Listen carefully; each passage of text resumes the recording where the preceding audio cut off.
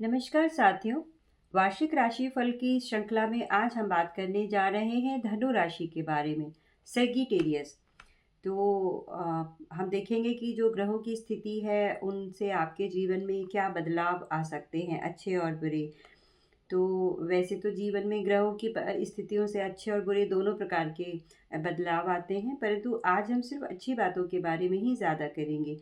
थोड़ा बहुत मैं आपको नेगेटिव भी बताने का प्रयास करूंगी, परंतु साल की शुरुआत है, वर्ष 2024 जा रहा है, 25 आ रहा है, तो फिर अच्छे समय पर अच्छी बात ही करनी चाहिए। तो ये बहुत खास वर्ष होने वाला है। 4 बड़े मेजर ग्रह बृहस्पति, शनि, राहु और केतु, ये चारों ही जिनके चारों तरफ पूरा ज्योतिष घूमता है, और ये चारों ही बड़े ग्रह जो एक राशि में बहुत अधिक समय तक रहते हैं, ये सभी अपना स्थान परिवर्तन करेंगे, राशि परिवर्तन करेंगे। और इसी को ग्रहों का गोचर भी कहा जाता है। तो ग्रहों के गोचर से ही जीवन में सकारात्मक और नकारात्मक परिणाम प्राप्त होते हैं। तो देखेंगे कि कौन-कौन से ग्रह इस वर्ष में क्या-क्या करने जा रहे हैं। तो 29 मार्च को शनि है, वो राशि परिवर्तन करेंगे, और 21 जनवरी को मंगल वो पतित हो जाएँगे, पिछली राशि में चले जाएँगे। 4 फरवरी को बृहस्पति जो वक्रीय चल रहे थे, वो मार्गी हो जाएँगे। और इस वर्ष की जो सबसे महत्वपूर्ण घटना है, वो है देवगुरु बृहस्पति का अतिचारी रहना, अर्थात उनकी जो स्पीड है, वो बहुत ही ज़्यादा रहने वाली है। बृहस्पति इतनी तीव्र रहने वाली है कि जब वो राशि परिवर्तन करेंगे और वृष राशि को छोड़कर मिथुन राशि में जाएंगे, तो फिर 6 माह तक ही वो वहाँ रहेंगे, और वहाँ से निकलकर वो अक्टूबर में अपनी उच्च की राशि में चले जाएंगे। तो सबसे पहले मंगल की बात करते हैं। मंगल 21 जनवरी को पतित हो जाएंगे, और फिर ये पिछली राशि में चले जाएंगे। जब कोई ग्रह पतित होता है तो उसके सकारात्मक और नकारात्मक दोनों प्रकार के परिणाम हमें देखने पड़ते हैं। और जो परंतु ज्योतिष में ऐसा माना जाता है कि जब कोई ग्रह पतित होता है तो ये पिछली राशि में अपने छूटे हुए कार्यों को पूरा करने के लिए जाते हैं। जैसे हम लोग भी होते हैं, कभी-कभी हमें लगता है कि हमारा कोई सामान किसी यात्रा में या किसी के घर जाते समय वहाँ छूट गया है, तो हम वहाँ जाते हैं। तो इसी प्रकार ग्रह भी कुछ ऐसा ही कार्य करते हैं। तो हम ऐसे मान सकते हैं कि जनवरी में जब 21 जनवरी के आसपास जो मंगल हैं, वो आपके सप्तम भाव में आ जाएँगे, जहाँ पर मिथुन राशि है। तो फिर सप्तम भाव व्यापार का है, विवाह का है। तो अगर आपका कोई बिज़नेस था और उस बिज़नेस को ख़त्म करके आप एक नया बिज़नेस शुरू करना चाह रहे थे, तो आपको ये मौका यहाँ पर मिलेगा। और आप एक बिज़नेस को ख़त्म करके उससे जो पैसा मिलेगा, उससे नया बिज़नेस स्टार्ट कर सकते हैं। और सप्तम में मंगल आ रहे हैं मिथुन राशि में, और मंगल जो हैं वो आपके 12वें घर के स्वामी हैं। तो सप्तम से छठा भाव है 12वां, और 12वां भाव अंत दिखाता है।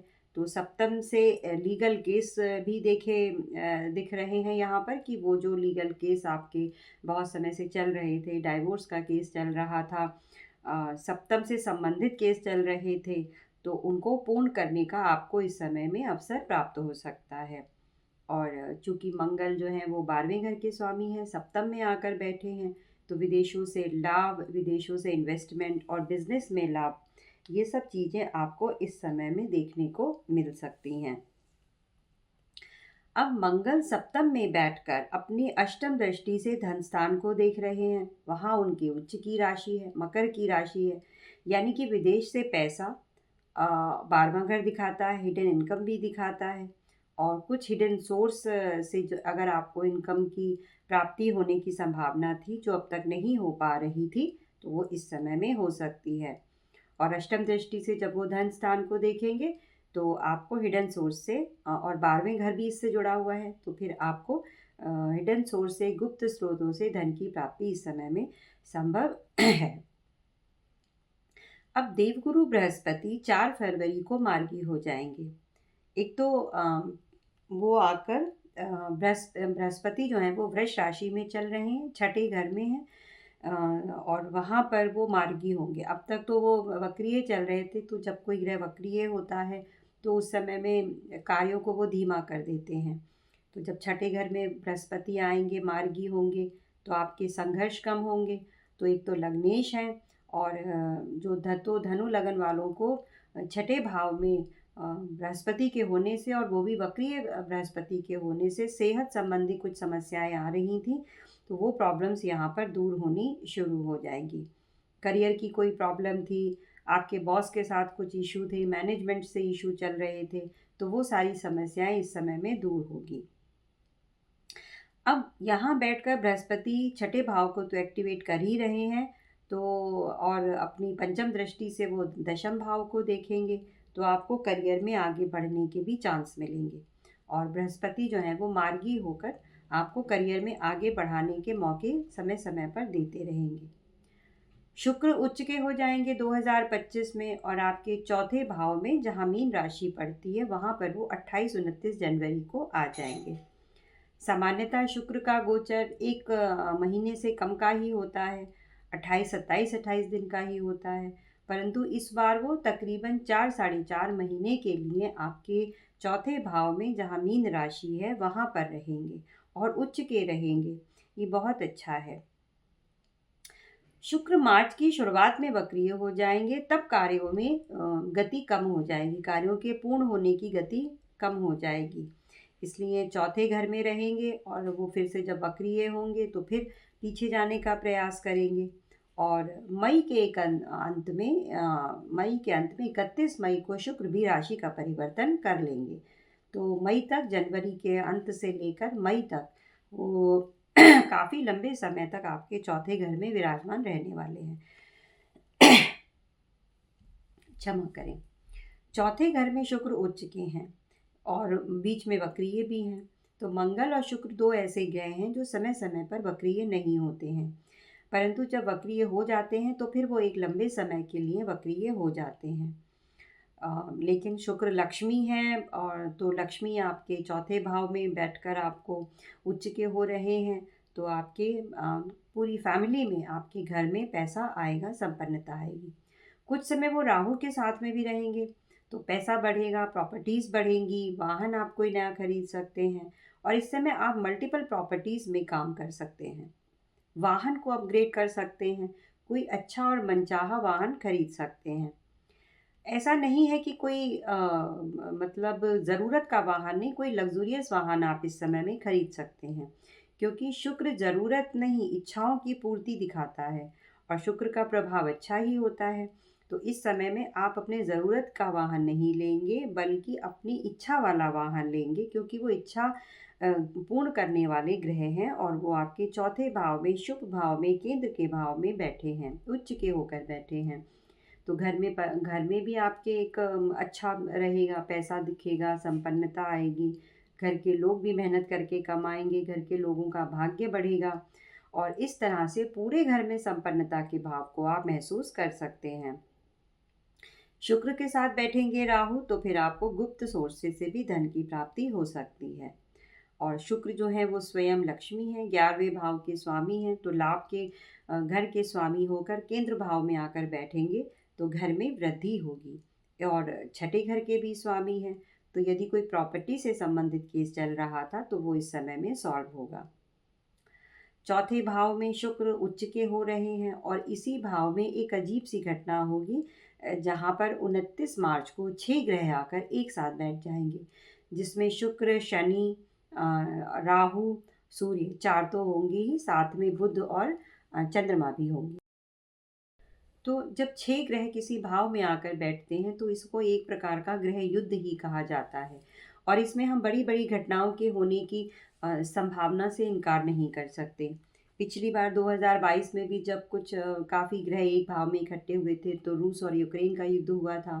तो 1962 में भारत और चाइना का युद्ध हुआ था। तो इसीलिए ही कुछ विश्वव्यापी घटनाओं के बारे में उनके होने की संभावना से इनकार नहीं किया जा सकता।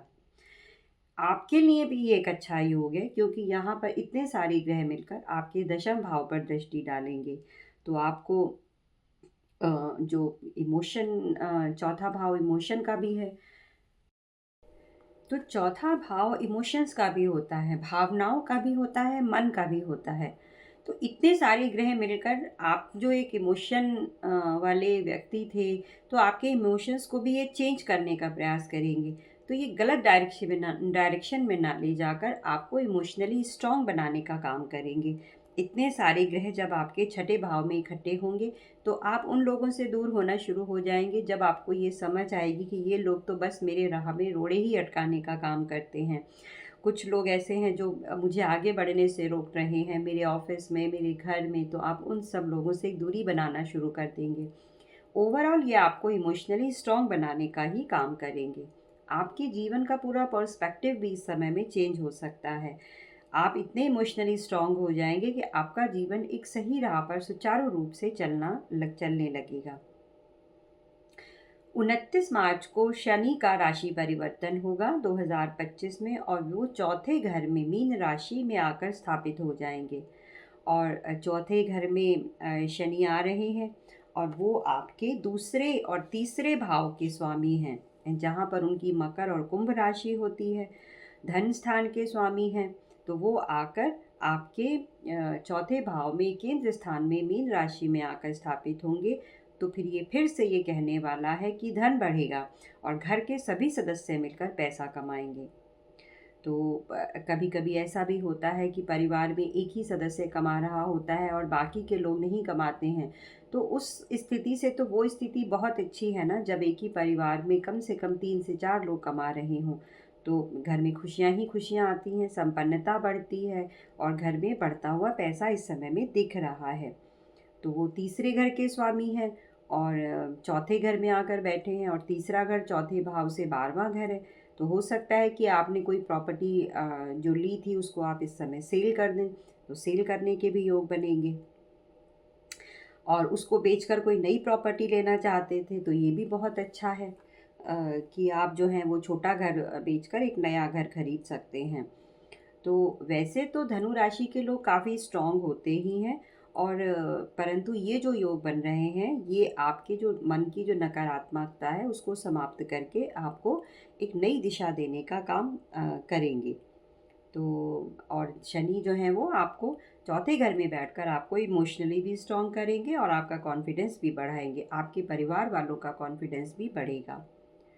शनि महाराज की दृष्टियों की बात करें तो इनकी तीसरी दृष्टि पड़ेगी आपके छठे भाव पर, और जहाँ पर तीसरी दृष्टि पड़ेगी आपके छठे भाव पर, ये बहुत शुभ है क्योंकि शनि को छठे भाव का कारक भी माना जाता है। और शनि इस तरह के भाव में आकर ज़्यादा खुश रहते हैं, अगर उनकी दृष्टि पड़ती है तो वहाँ से जो अच्छे परिणाम प्राप्त होते हैं वो इस समय हम उम्मीद कर सकते हैं। तो दूसरे घर का स्वामी, तीसरे घर का स्वामी चौथे भाव में बैठकर छठे भाव को देख रहा है, तो फिर और छठा भाव रोग, ऋण और शत्रु का होता है, तो आपका कॉन्फिडेंस बढ़ेगा। वो उपजय भाव भी है, तो जीवन को एक नई गति प्रदान होगी। और इस समय में जो कार्यस्थल पर जो आपके शत्रु जैसे दिख रहे थे उनका भी आप अंत कर सकते हैं। ऐसा नहीं है कि आप उनको मार देंगे, बल्कि ऐसा है कि आप उन पर हावी रहेंगे, क्योंकि अब तक तो वो लोग आपके ऊपर हावी थे, परंतु ये वो समय होगा जब आप उनके ऊपर हावी रह सकते हैं अपनी मेहनत से और अपने कार्य से। तो शनि और छठा भाव और तीसरी दृष्टि, ये जो हैं तीनों का कॉम्बिनेशन जो है एक डिटर्मिनेशन को दिखाता है, यानी आपकी जो इच्छा शक्ति है उसका वो बहुत अधिक बढ़ जाएगी और इसका प्रभाव आपके जीवन पर पड़ेगा। शनि महाराज की 7वीं दृष्टि पड़ेगी आपके दशम भाव पर, वो धन स्थान ये भी बहुत अच्छा है। धन स्थान के साथ के स्वामी जब दशम भाव पर दृष्टि डालेंगे तो कार्य और व्यवसाय में पैसा बढ़ेगा। और यानी और तीसरे भाव के स्वामी जब दशम भाव पर दृष्टि डाल रहे हैं तो आपकी योग्यता बढ़ेगी। और दशम से पंचम के स्वामी दशम को देख रहे हैं, तो कार्य क्षेत्र में क्रिएटिविटी बढ़ने की संभावनाएं। हो सकता है आपको कोई बहुत आइडियाज़ जो अब तक नहीं आ पा रहे थे वो अचानक आएँ और आपके कार्य व्यवसाय में वृद्धि हो। क्योंकि शनि जो है वो सप्तम दृष्टि से दशम भाव को देख रहे हैं, तो ये करियर की पूर्णता को बताता है, वहाँ शुभता को बताता है, यानी आपको इस समय में प्रमोशन मिल सकता है। तो शनि महाराज आपको इस समय कुछ अच्छे ही चीज़ें देने वाले हैं। यदि आप जॉब चेंज करना चाहते हैं तो शनि महाराज आपको जॉब चेंज में भी आपको सहायता देंगे। शनि महाराज की 10वीं दृष्टि जो है वो रहेगी लगन पर। और शनि क्या है, धनेश हैं, तीसरे भाव के स्वामी हैं।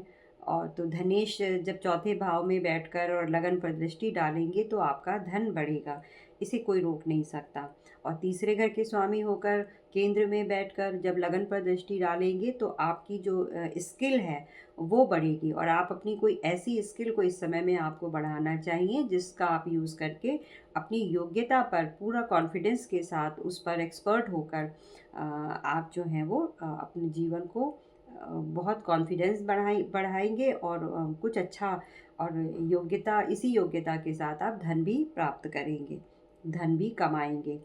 और आपकी जो इस समय में संघर्ष की नहीं, संघर्ष से जो परेशानियां उत्पन्न हो रही हैं उनको आप उन प्रॉब्लम्स को आप सॉल्व करने की कैपेसिटी इस समय आपके अंदर डेवलप होगी। और शनि यहाँ पर जब आएंगे तो वो 3 केंद्र भावों को प्रभावित करेंगे। चौथे में बैठेंगे, 10वें को दृष्टि देंगे और लगन को दृष्टि देंगे। तो इस कारण आपके जीवन में स्थिरता आएगी। ये आपके लिए बहुत इम्पोर्टेंट, बहुत महत्वपूर्ण होने वाला है। तो मैं आपको यही सलाह देना चाहूँगी कि यदि इस समय में आप कुछ अच्छा करेंगे, कुछ अपनी कर्मठता से और अपनी मेहनत से आपको इस समय को नहीं खोना चाहिए, क्योंकि ग्रहों की स्थिति बहुत अच्छी बनी हुई है। तो ये तभी आपको लाभ देंगे जब आप इनका लाभ उठाने का प्रयास करेंगे। यदि कोई रिस्क लेना चाहते हैं तो इस समय में आप वो रिस्क ले सकते हैं। अब 14 मई को जो देवगुरु बृहस्पति हैं, उनका राशि परिवर्तन होगा, और वो छठे भाव में जो वृष राशि में अब तक थे वो उस राशि को छोड़कर सप्तम भाव में मिथुन राशि में आ जाएंगे। परंतु उनकी स्पीड इतनी ज़्यादा होगी कि वो सिर्फ 6 महीने वहाँ रहेंगे और उसके बाद वो अष्टम भाव में चले जाएंगे, जहाँ पर कर्क राशि है, उनकी उच्च की राशि है। और इस समय में चूँकि सप्तम भाव में वो 6 महीने रहेंगे तो आपके व्यापार में ग्रोथ होगी, और बिजनेस का भाव है, चूँकि ये मैरिज का भाव है, विवाह का भाव है, तो जिनकी शादी नहीं हुई है वो शादियां बहुत तेज़ गति से हो जाएंगी। और इन 6 महीनों में यदि आपका विवाह हो जाए तो इस संभावना को भी नकारा नहीं जा सकता कि अचानक से ही सब कुछ संपन्न हो जाएगा। चूँकि ये बैलेंस का भाव है तो जीवन में बैलेंस भी आएगा। ये यश का भाव भी है, 7वां भाव पॉपुलैरिटी का भाव है, और सप्तम में बृहस्पति आते हैं तो यश भी देते हैं, नेम फेम सब देते हैं। परंतु अचानक से ऐसा हो सकता है कि अचानक से आपका नाम बन जाए, हो सकता है कि आपने कुछ ऐसा किया हो जो अचानक से उसका रिज़ल्ट आपको मिलना शुरू हो जाए। तो सोशल मीडिया का ज़माना है, कुछ भी हो सकता है। तो परंतु नाम हो जाना एक एक पल में, और उस नाम को सस्टेन करना ये थोड़ा मुश्किल होता है। तो ये वो समय होगा जब आप अपने नाम को सस्टेन करने की दिशा में कार्य करेंगे। बृहस्पति की दृष्टियों की बात करें तो इनकी 5वीं दृष्टि पड़ेगी आपके 11वें भाव पर। सबसे पहले तो वो खुद ही वृद्धि के कारक हैं, और 11वां भाव वृद्धि का भाव है, इच्छा पूर्ति का भाव है। तो जीवन आगे बढ़ेगा, आपके भौतिक जीवन में संपन्नता आएगी, इच्छाओं की पूर्ति होगी। चौथे भाव के स्वामी है बृहस्पति, और चौथे से चौथे में बैठकर 11वें भाव को जब देखेंगे तो प्रॉपर्टी से लाभ होगा। यदि आपने अपने घर किराए पर दिया हुआ है तो उससे लाभ होगा। हो सकता है कि आप अपनी प्रॉपर्टी को बेचकर उससे लाभ आप कमाएं। और 11वें घर पर उनकी दृष्टि यानी उपचय भाव पर दृष्टि, यानी आपके जीवन को एक नई गति मिलेगी, नई ग्रोथ मिलेगी। तो यह आप इस पीरियड में अपना नाम भी कमाएंगे, और नाम कमाने के लिए आप आगे भी बढ़ेंगे। इस समय आप बहुत प्रोडक्टिव हैं, क्रिएटिव हैं, तो ये आपके लाभ का भाव है, इनकम का भाव है। तो इनकम को बढ़ाने के आपको काफ़ी सारे मौके यहाँ पर मिलेंगे। और बृहस्पति की एक दृष्टि आपकी लगन पर रहेगी। तो बृहस्पति, देवगुरु बृहस्पति जैसे जो ग्रह हैं, इतने शुभ ग्रह हैं, अगर उनकी दृष्टि आपकी लगन पर पड़ रही है, आपके ऊपर पड़ रही है, तो इससे अच्छा और क्या हो सकता है। राजयोग बन रहा है ये तो पूरे जीवन की वृद्धि होगी।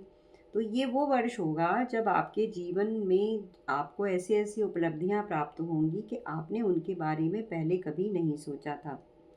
देखिए, ऐसा कहना अच्छा है, सुनने में बहुत अच्छा लगता है, परंतु आपकी कुंडली में क्या ग्रहों की दशाएं चल रही हैं उस पर भी बहुत सारी बातें निर्भर करती हैं, क्योंकि यह तो एक जनरल प्रेडिक्शन है। इसकी सच्चाई को किसी भी तरह से ये नहीं कहा जा सकता कि ये 100% ही ऐसे होगा, लेकिन हम आशा कर सकते हैं क्योंकि आशा करना ही जीवन को आगे बढ़ाता है।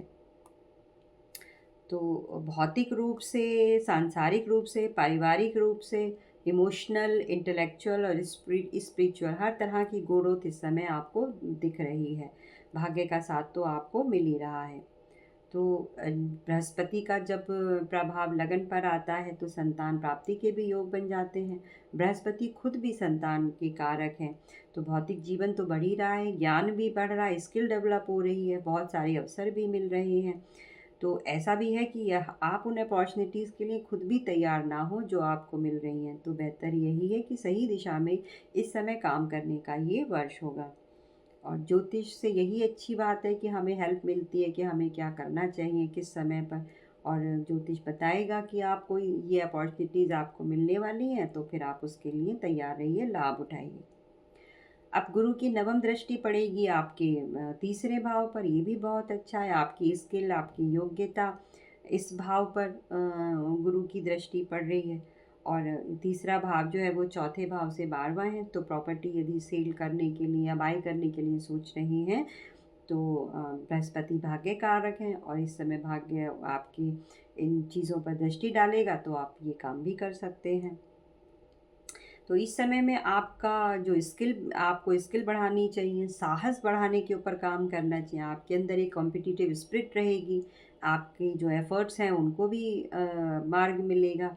और परंतु डिपेंड वही करता है कि आप कितनी मेहनत करते हैं, क्योंकि देखिए बैठे-बैठे तो कुछ भी नहीं मिलता है, तो मेहनत तो करनी ही पड़ती है। तो जब मेहनत करेंगे तो ग्रहों की दिशाएँ भी आपको सपोर्ट करती हैं और फिर वो बेहतर परिणाम आपको दिलाती हैं, सक्सेस दिलाती हैं। यदि हम राहु और केतु की बात करें, और राहु और केतु दोनों ही 18 या 19 मई को राशि परिवर्तन करेंगे, दोनों ही एक साथ राशि परिवर्तन करते हैं। और ये एक ही दानव के दो हिस्से हैं। राहु जो है वो कटा हुआ सर है और केतु जो है वो नीचे का हिस्सा है। और राहु जो है वो भविष्य को दिखाते हैं, नई बातों के बारे में, नई आइडियाज़ के बारे में बात करते हैं। और केतु पुरातन चीज़ों को दिखाते हैं, पुरानी चीज़ें, पुराना सब कुछ, एंसेस्ट्रियल चीज़ों के बारे में बात करते हैं। परंतु है तो दोनों एक ही दानव के कट दो हिस्से, तो कटकर भी एक दूसरे के से जुड़े हुए हैं, परंतु पोल्स अपार्ट हैं। दोनों एक दूसरे के साथ में उनकी जो कार्यशैली है वो एक दूसरे से बिल्कुल भिन्न है। तो राहु आपके तीसरे घर में आ जाएंगे, बहुत अच्छी बात है। तीसरे भाव में राहु को बहुत शुभ माना जाता है, अच्छा माना जाता है। और तीसरे घर के राहु धन में वृद्धि करते हैं, आपके एफर्ट्स को बढ़ाते हैं, आपकी योग्यता को बढ़ाते हैं, जीवन में वृद्धि देते हैं। जीवन में कुछ नया स्टार्ट करने के बारे में साधक सोचने लगता है। तो कॉन्फिडेंस बढ़ाएंगे, आपका प्रैक्टिकल एटीट्यूड बढ़ेगा, नई नई स्किल्स आप सीखेंगे। और ये वो समय होगा जब आप किसी भी चीज़ को ग्रहण करने के लिए सजग रहेंगे।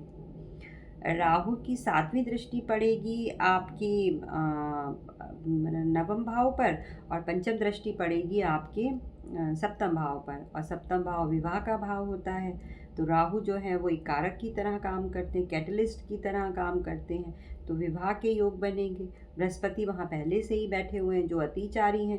तो बृहस्पति और राहु दोनों मिलकर, अगर आपका विवाह में कोई परेशानी थी या नहीं हो पा रहा था, बात आगे नहीं बढ़ पा रही थी, तो इस समय में ये काम बहुत शीघ्रता से होंगे। व्यापार को बढ़ाएंगे क्योंकि वृद्धि के कारक बृहस्पति वहाँ बैठे ही हुए हैं और वृद्धि के कारक राहु जो हैं वो दृष्टि दे रहे हैं सप्तम भाव को। हम जानते ही हैं कि राहु का संबंध विदेश से भी है। तो यदि विदेश से आपको धन कमाने के मौके मिल सकते हैं, और इंटरनेट के थ्रू भी आप धन कमाने के बारे में सोच सकते हैं, क्योंकि इंटरनेट के से पूरी दुनिया जुड़ चुकी है। तो विदेशों से भी किसी भी प्रकार से धन की प्राप्ति के योग बन सकते हैं। व्यापार के थ्रू आप अगर विदेश में जुड़ना चाहते हैं तो वो भी आप इस समय में जुड़ सकते हैं। राहु की 9वीं दृष्टि रहेगी 11वें भाव पर, और यहाँ पर सप्तम भाव में बैठे हुए बृहस्पति की दृष्टि भी 11वें भाव पर पड़ रही है। और 11वां भाव लाभ का भाव है, और दो दो दृष्टियाँ पड़ रही हैं, राहु की और बृहस्पति की। तो दोनों ही वृद्धि के कारक हैं और वृद्धि के घर को ही देख रहे हैं, लाभ को घर को देख रहे हैं। तो पैसा बढ़ेगा, और हो सकता है कि इतना पैसा बढ़ जाए कि आपने कभी सोचा ही ना हो। तो इनकम बढ़ेगी तो इच्छाओं की पूर्ति भी होंगी। तो बृहस्पति भी इच्छा पूर्ति के कारक हैं, 11वां भाव भी इच्छा पूर्ति का है और राहु भी इच्छा पूर्ति के लिए जाने जाते हैं। तो लाभ होगा, इनकम के सोर्स बढ़ेंगे। हो सकता है कि राहु और बृहस्पति मल्टीपल सोर्स से आपको धन प्राप्ति करवाएं। केतु की यदि बात करें तो वो नवम भाव में आ जाएंगे और नवम भाव में सिंह राशि है। तो धनु लगन व्याली वैसे तो काफ़ी आध्यात्मिक होते ही हैं और केतु भी आध्यात्मिकता से जुड़े हुए हैं, नवम भाव में आएंगे। नवम भाव भी अध्यात्म का ही घर है। और तो कालपुरुष की कुंडली में धर्म की राशि जो है वो धनु राशि, वो धर्म के भाव में अर्थात नवम भाव में होती है। तो धर्म से आप जुड़ेंगे, आध्यात्मिकता से आप जुड़ेंगे। उच्च शिक्षा की तरफ जाना चाहते हैं तो उसकी तरफ आप जा सकते हैं। साहित्य पढ़ने में रुचि होगी तो साहित्य भी पढ़ सकते हैं। केतु की पंचम दृष्टि की बात करें तो वो आपकी लगन पर होगी। तो केतु जो हैं वो एक तो अध्यात्म के और रिसर्च के कारक हैं, गूढ़ विषयों के कारक हैं, सूक्ष्मता के कारक हैं। तो फिर जो लोग आईटी फील्ड में हैं, डेटा कोडिंग कर रहे हैं या फिर सॉफ्टवेयर में हैं, तो इन सारे जो इन सब फील्ड से जुड़े हुए लोगों को काफ़ी कुछ सीखने को मिलेगा। अपनी योग्यता बढ़ाएंगे, सूक्ष्मता की तरफ जाएंगे, रिसर्च करेंगे और उसको यूज़ करके वो आगे बढ़ेंगे। जब केतु आपके लगन को देख रहे होंगे तो उस समय आप आत्ममंथन करेंगे कि क्या सही है और क्या गलत है, और अपने बारे में जानने का आपको मौका मिलेगा। और पंचम पर नवी दृष्टि डालेंगे केतु तो विद्यार्थियों के लिए बहुत अच्छा रहेगा। विद्यार्थी रिसर्च में जा सकते हैं, परंतु इस समय में आपको किसी गुरु की जो सलाह है वो अवश्य लेनी ही चाहिए, क्योंकि बिना गुरु की सहायता के ना तो कोई रिसर्च संभव है। और 5वां भाव जैसे मंत्र साधना का भी है तो मंत्र साधना भी संभव नहीं है, क्योंकि मंत्रों का उच्चारण अगर गलत तरीके से किया जाए तो वो सही नहीं रहता है। और पंचम पर दृष्टि डालेंगे तो आपके अंदर की जो डिटर्मिनेशन है वो बढ़ेगी। और यदि फीमेल है और वो उनके संतान प्राप्ति में बहुत मुश्किल आ रही है तो फिर केतु जो है वो अननेचुरल तरीके से आप बेबी को कंसीव कर सकती हैं। परंतु केतु लगन पर जब दृष्टि डालते हैं तो काफ़ी डिटैचमेंट सा फील होता है। केतु आपके धर्म त्रिकोण को जोड़ रहे हैं, नवम पंचम और लगन को जोड़ रहे हैं। और गुरु जो है वो आपके 4, 8 और 12 भावों को जोड़कर, मोक्ष त्रिकोण को जोड़कर उसे एक्टिवेट कर रहे हैं। गुरु अतिचारी भी हैं, उच्च के भी हैं। तो मन में अचानक से डिटैचमेंट आ सकता है, संन्यास का भाव उत्पन्न हो सकता है। आपके चौथे घर को शनि और बृहस्पति दोनों मिलकर प्रभावित कर रहे हैं। शनि जो है वहाँ बैठे हुए हैं और बृहस्पति जो है वो उस पर अपनी नवम दृष्टि डाल रहे हैं। तो दोनों मिलकर चौथे घर को एक्टिवेट कर रहे हैं।